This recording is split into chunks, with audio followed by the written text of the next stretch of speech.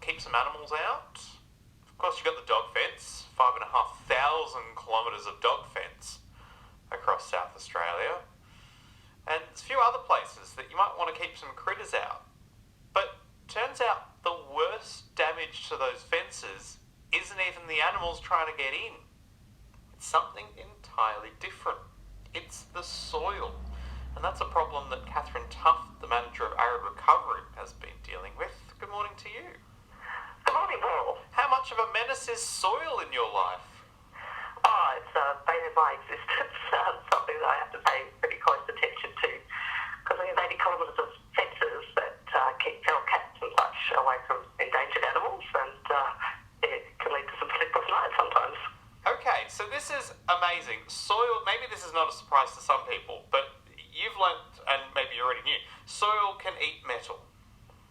It certainly can, and most people know that as rust. It's not a new story, but different soils have different effects on metals in different areas, and we're unfortunate to be in a particularly rust-prone spot. And do you know why that is? Well, we're trying to work it out. So we've got a few ideas, and we've teamed up with the Acid Sulphate Soil Centre at Adelaide University to measure the chemistry and so on of the soil and try to figure that out. And just before we were about to hear from one of the experts who's trying to help you out, just how bad is the problem? Yeah, well, to give you like an image, if we put a steel peg in the ground and leave it for 6 months, and this is an uncoated steel peg, raw steel, that peg will be rusted to a point within 6 months when we pull it out of the ground. And that causes real problems for all of our chicken wire netting and so on. That is a barrier for feral animals, which can rust fairly rapidly even when it's galvanised. And that becomes quite expected. And the whole idea is you've got this fenced area that is meant to be protecting endangered species, and you don't want dingoes and dogs and all sorts of things to get in. But, that's right, yeah. Yeah, and so you're constantly replacing fencing? Yeah, we find, particularly after wet years, it corrodes really quickly, and that we need to replace hundreds of metres of fencing that's in contact with the ground. We have a skirt that comes out from the base of the vertical fence that keeps the animals from digging in, and those are the bits that rust really rapidly. Some sections we've had to replace 3 times in the 20-year life of the reserve. All right, Katherine Tuft is the manager of Arid Recovery. She's my guest this morning. Let's bring in Andrea Stiglingh, a student of soil science with the University of Adelaide. Good morning to you. Good morning, Paul. How are you? I'm very well. How did you get drawn into this dilemma? Well, I was busy doing my honours at the University of Adelaide looking at soil ecology when a chance encounter came up with Katherine Tuft, and she started explaining some of the issues that they've been having at Arid Recovery. And having an ecology background, I was sort of immediately drawn to it and trying to understand why these different environments are behaving in these ways was really interesting to me, so it just immediately grabbed me. Right, and so what can you do about it? Well, that's sort of what we're trying to do. There's a few different ways that you can go about trying to predict corrosivity in these different areas and how the different materials are going to perform. But they have all sort of been developed for more temperate climates and for classifying corrosivity in subsoil. So what we're trying to do is modify some of these existing methods to apply them to these surface soils, because as Katherine was explaining, they've got this foot netting at the base of the fence that's either pinned to the surface or buried to about 10 centimetres in depth. And this is really the sort of interface of where the corrosion is occurring.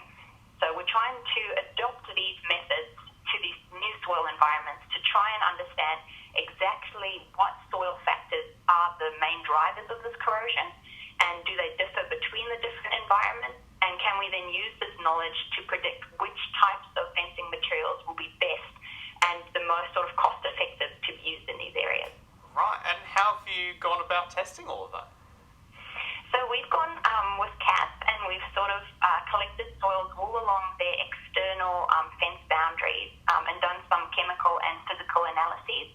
So classifying the soils based on their texture, their pH, the electrical conductivity, which is the amount of dissolved salts and iron in the soil. And then we've sort of compared all of these soil characterizations to the condition of the fences in those areas to sort of see if there's any correlation between particular soil attributes and the corrosion damage that we're seeing on these fences. Right. And I've seen some photos online, so you're literally burying bits of fence in the soil to see what happens. That's right, yes. So what we're trying to do at this stage is we sort of have an idea of what we think is the main drivers, and we've sort of come up with a classification scheme for working out if the soil is mildly corrosive, moderately corrosive, or highly corrosive. And what we're doing with these pieces of fencing is they range in the type of coatings and protectiveness that they can give. And so by burying them in these different areas, we're hoping that we can see that, yes, okay, definitely the area that we predicted to be highly corrosive is showing more corrosion damage than the other areas. So it's sort of validating some of our assumptions that we have, but it's also seeing which areas different fencing materials are performing the best. Because obviously we don't want to go the route of let's get the most expensive product that's available on the market and put that everywhere, because that won't be a cost-effective approach for arid recovery. You're hearing from Andrea Stiglingh, student of soil science with the University of Adelaide, and also on the line we have Tuft, manager of Arid Recovery, and we're exploring, some efforts to try and overcome the way that soils, particularly in arid areas, rust fences. The thing is that surely soils rusting fences must be the bane of every owner of property, farmers and, pastoral owners, in memoriam. So is this not something that people have researched before, Andrew? Is this breaking new ground?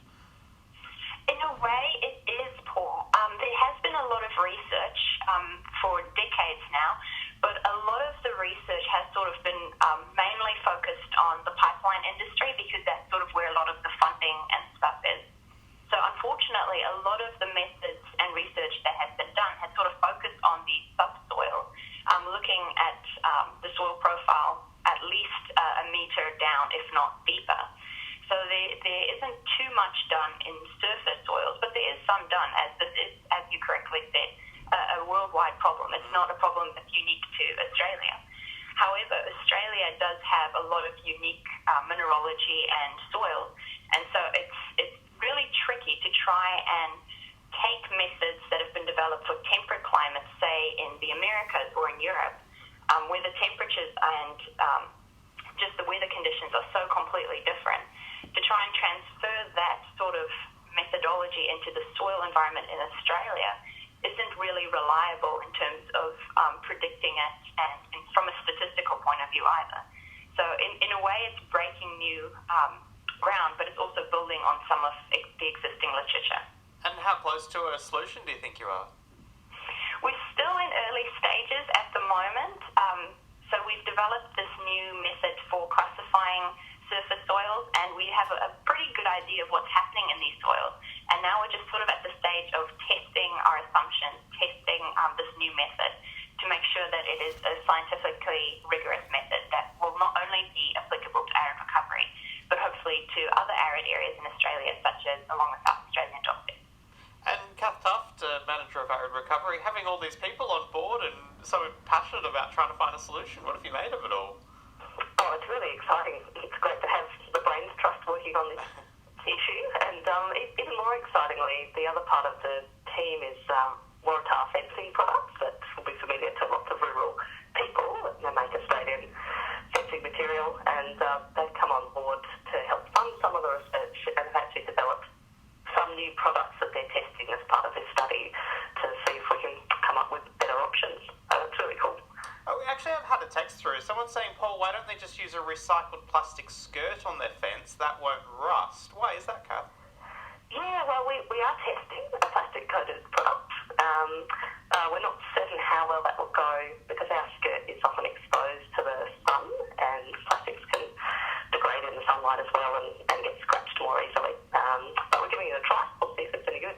I should ask you, since I do have you this morning, there is a report that 21 South Australian animals and plant species are going to be upgraded in their listings in terms of how vulnerable or close to extinction they are. And I note that the kauri, if I'm saying that right, is on there, which is one of the animals at Arid Recovery. I imagine a few of the others too. What do you make of the fact that we're having to upgrade some of these animals in terms of their vulnerability this morning?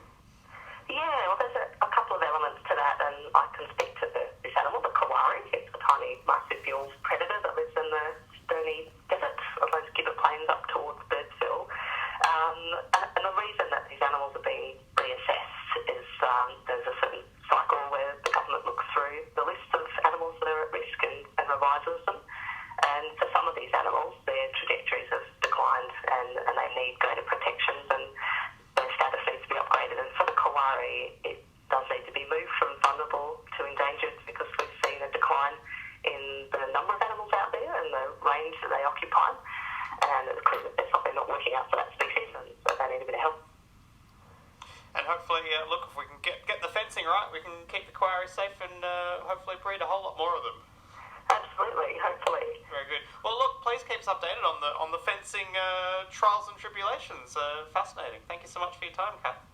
Thanks, Paul. Kath Tuft, Manager of Arid Recovery, and also to you, Andrea Stiglingh, Student of Soil Science at the University of Adelaide. Thank you to you. Awesome. Thanks for having us, Paul. 24 minutes past 7. Paul Culliver with you on ABC.